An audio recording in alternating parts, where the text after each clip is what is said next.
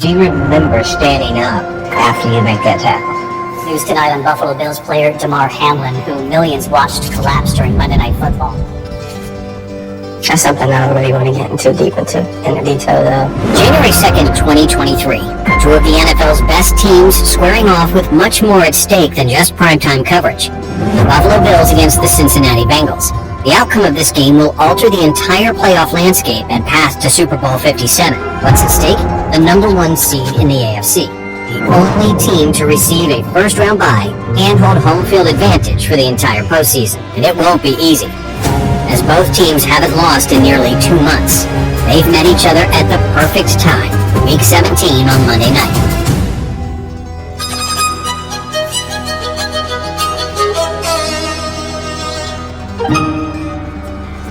Right away, it looks like the shootout everyone was hoping for. The Bengals attack first, trucking down the field in less than 3 minutes for a Tyler Boyd touchdown.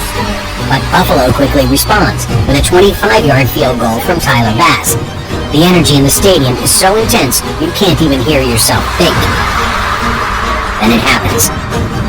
The scariest moment in NFL history. With just over 6 minutes left in the first quarter, the Bengals have the ball. On the second play of the drive, Joe Burrow passes to T. Higgins and lowers his shoulder, hoping to gain a few extra yards. Damar Hamlin makes the tackle, and as you can see, everything appears normal. Hamlin returns to his feet, adjusts his helmet, then collapses on the spot. Now another Bills player is down. Whistles are blown and gameplay is immediately stopped. Within 10 seconds of this moment, athletic trainers and medical professionals swarm the field. Emergency CPR is conducted for 10 minutes as an ambulance arrives soon after. Damar is down on the field for nearly 20 minutes. Both teams surround him in shock, while his family runs down to the field to be by his side. The stadium that was uncontrollably loud just moments ago is now completely silent. Damar receives oxygen from the first responders, is loaded into the ambulance with his mother, and transported directly to the University of Cincinnati Medical Center, 4 miles away. The ambulance leaves the stadium at exactly 9:25 p.m., 30 minutes after he initially collapsed on the field. You see a cluttered TV broadcast, then hear this from Joe Buck. They've been given 5 minutes to quote-unquote get ready to go back to playing. That's the word we get from the league and the word we get from down on the field, but nobody's moving. As you can see, teammates remain seated, hug each other, and shed tears for their teammate whose status now remains up in the air. During all of this, both head coaches had been discussing with officials, leading to the decision by Buffalo head coach Sean McDermott to pull his team off the field and back to the locker room. Another 30 minutes pass, and the game is officially postponed, over an hour after Damar collapsed. Meanwhile, his status remains unknown, as the world waits for what feels like an eternity for an update. Stephon Diggs, other teammates, and Bengals head coach Zach Taylor go to visit Damar at the medical center. But on Diggs' way in, he's stopped by an officer, nearly having to force his way in, stating, "We just had to be here for our teammate." And just outside, an additional 100 fans stand hand in hand in support. Then, finally, there is an announcement on Damar's status. He had a heart attack on the field. Damar was able to regain his heartbeat, but still remains in critical condition. But in the night following the incident, something magical happens. Damar's charity and toy drive, the Chasing M's Foundation, receives an unthinkable amount of donations. Before the Monday night game, his foundation had $74,000 in donations. The very next morning, with the help of over 119,000 new donors, that number had reached over $3 million, and that amount has skyrocketed to over $9 million and counting. But amongst this amazing moment, nearly 3 days pass without any major updates on Damar's health. Then, on January 5th, not only does the NFL officially cancel the Bills-Bengal game, but the world receives information about Damar directly from the UC Medical Center. His neurological function is completely intact. He is able to breathe with a breathing tube, he can physically hold hands with his family, and he's even able to communicate with writing. The first question he wrote was, "Did we win?" And the medical staff responded with, "You won. You won the game of life." But it gets even better. The next day brings another significant update, and 3 powerful words from Damar himself. His breathing tube is removed as he is able to breathe completely on his own. His neurologic function remains intact, and he is able to talk to his family. Damar is even able to say his first words to his teammates in over 4 days. In a FaceTime call, he tells them simply, "Love you boys." And the next day brings the NFL's first game action since the incident. Love is shown in incomparable ways.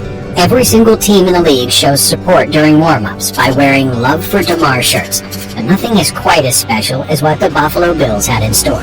At home, in the final game of the regular season, Buffalo players walk through the tunnel repping DeMar's number 3, Damar Hamlin shirts and hats. The Bills run out into Highmark Stadium to a packed-out crowd full of supportive fans. Multiple players carry Love for DeMar flags. The entire team graces number 3 patches, and the medical team that responded to DeMar's collapse is honored right before kickoff. But how the actual game started is even more unreal. The New England Patriots win the coin toss but defer, so the Bills will receive the opening kickoff. What unfolds next is something out of a movie. Let's listen in. New England decided to defer after winning the toss, and here's Hines on the run back, breaking a tackle, and taking it past midfield, and down the sideline he goes. This is storybook, an opening kickoff return for Damar Hamlin, and this place is absolutely going wild. But that's not even the most unforgettable moment of it all. The best part? Damar watched all of this unfold live on TV while he was at the hospital. And when Hines ran this opening touchdown, Damar celebrated a lot. According to the UC medical staff, he got out of his chair, jumped up and down, and nearly set off every alarm in the ICU. A truly touching moment.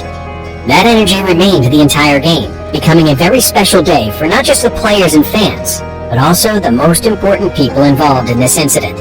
The Bills brought home the victory 35-23. They FaceTimed Damar just minutes following the win, and then came the gifting of the game ball. A game ball was handed out not only to Damar, but also to the man who saved his life less than 1 week ago. Danny Kellington, the Bills' assistant athletic trainer who performed emergency CPR that Monday night. He was part of the essential medical team that was able to bring immediate response to save Damar's life and neurological function. Without them, Damar would not have made it off the field alive. And just 1 day after this emotional regular season closer, Damar was able to return to Buffalo due to remarkable improvements in his condition. On January 9th, exactly 1 week after the event, Damar was discharged from the UC Medical Center and moved to the Buffalo General Medical Center. His condition had been updated from critical to good, and he was able to walk and do physical therapy. But he didn't stay there long. While at Buffalo General, they conducted cardiac, vascular, and neurological tests, and in just 1 day, Damar was able to go home. From this point forward, he was given permission to rehab away from the hospital and with family and his teammates. And just 1 day before Buffalo's playoff opener against Miami, he was able to visit teammates, appearing to be in very high spirits. A major emotional boost for a team that had just witnessed this tragedy. He attended Buffalo's divisional matchup with Cincinnati 1 week later, and made his first public speech since the incident a couple days later. I can't tell you how appreciative I am of all the love, all the support, and everything that's just been coming in my way. And social media is a huge reason why family, friends, and fans were able to keep up with Damar's status and continue their ongoing support. From updates on his personal Twitter and Instagram, to fan-made videos, and love from major figures outside of the NFL, support came from everywhere you could possibly imagine. Damar's strength and appreciation for others has been on clear display throughout this entire process. He thanked all the medical staff who assisted him, created merchandise with all the proceeds going to the University of Cincinnati Trauma Center, and even texted his teammate Tre'Davious White in the middle of the night to apologize for putting his team through everything that occurred since his accident.